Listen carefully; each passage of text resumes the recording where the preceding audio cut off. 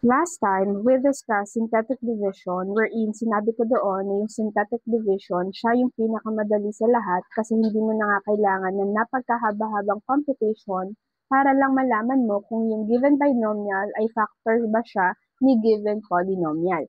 So, this time, let's talk about long division kasi upon my observation and asking the students, nalaman ko na mas nadadalian sila sa synthetic division and nahihirapan sila sa long division. Kaya, mas pinipili nilang gawin is si synthetic division.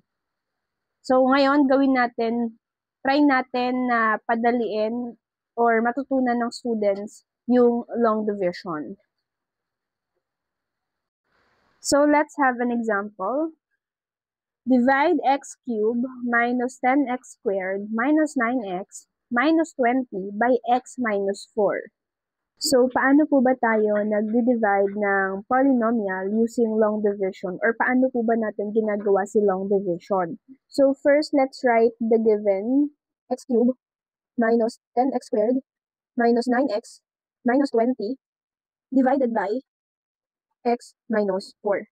Okay, so first thing that we need to do is to divide this po, to this. So, x divided by x cubed. So, paano po ba tayo nagdi-divide ng exponent? Di ba po nagsusubtract lang po tayo, nagbo-minus. So, magiging x divided by x cubed will become x squared. So, lagay po natin dito x squared. And then, we're going to multiply this po to this. So, x squared times x, paano naman po tayo nagmumultiply ng exponent? Ginagawa po natin is nag-add lang po tayo. So, x squared times x will become x cubed. So, lagay natin dito, x cubed.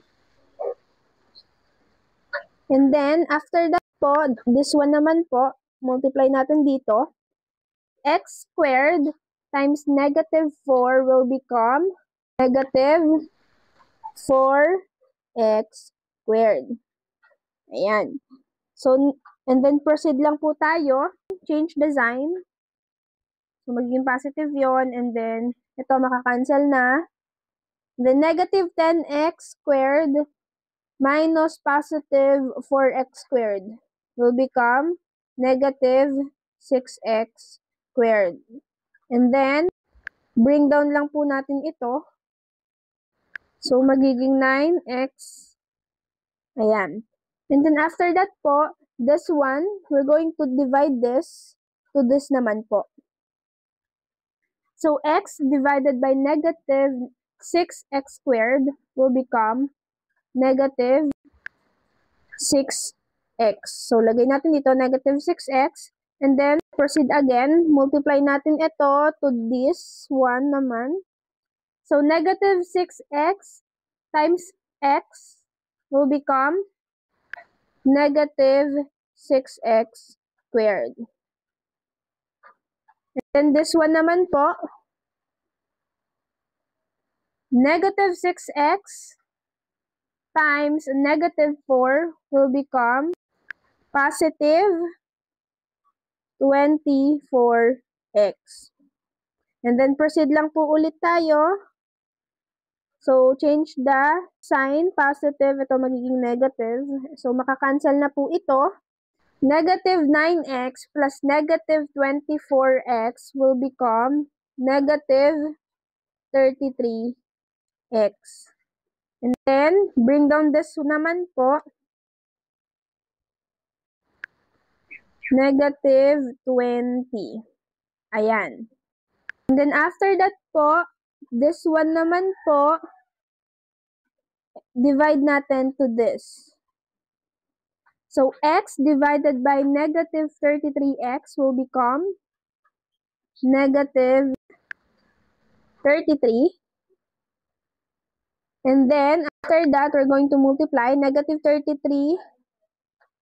times x will become negative 33x. And then, this one naman po, negative 33 times negative 4 will become, ano po, positive 132. And then, proceed lang po tayo. So, makakancel, change the sign muna, positive, so magiging negative. So, makakancel na po ito. Negative 20 plus negative 132 will become negative 152. So, ibig sabihin po, meron tayong remainder na negative 152. So, sinasabi lang po na to na yung given binomial ay hindi po factor ni given polynomial. Nagigets po? So, let's have another example. Divide 2x cubed minus 8x plus 15 by x minus 3. So, first, let's write the given. 2x cubed plus 0x squared minus 8x plus 15 divided by x minus 3. So, kung mapapansin nyo po, nag-add po tayo ng 0x squared dyan kasi po required na kapag may missing power po, kailangan po nating lagyan kung ano yung nawawala para po tama yung makuha po nating sagot. O, take note po ha, kapag may missing power po, kailangan po nating mag-add ng kung ano yung nawawala po.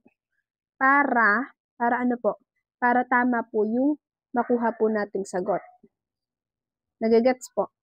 Okay. Okay, so let's start. First, we're going to divide this to this po. So, x divided by 2x cubed will become 2x squared. And then, after that, we're going to multiply this to this. So, 2x squared times x will become 2x cubed. And then, this one naman po, multiply this. 2x squared times negative 3 will become negative 6x squared. And then, proceed lang po tayo.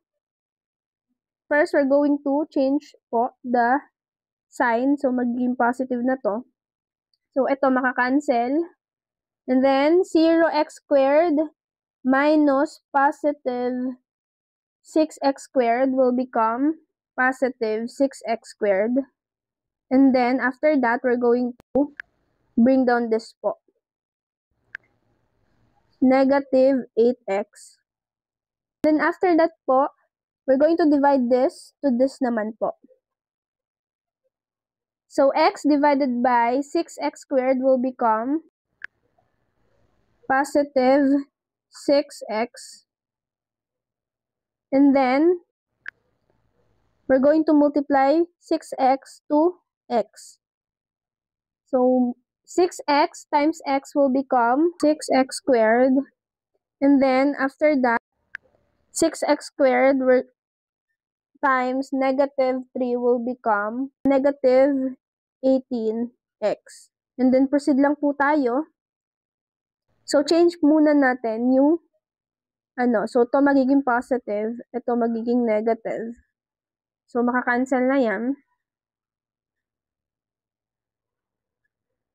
So, negative 8x minus positive 18x will become positive 10x.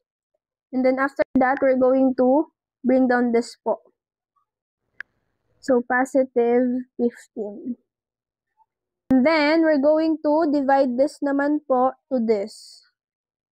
So, x divided by 10x will become positive 10. And then, we're going to multiply this 10 to x. 10 times x will become 10x. 10x. And then, this one naman po, 10 times negative 3 will become negative 30. And then, proceed lang po tayo. So, change lang po natin yung sign. So, magiging positive. So, makakancel na po ito.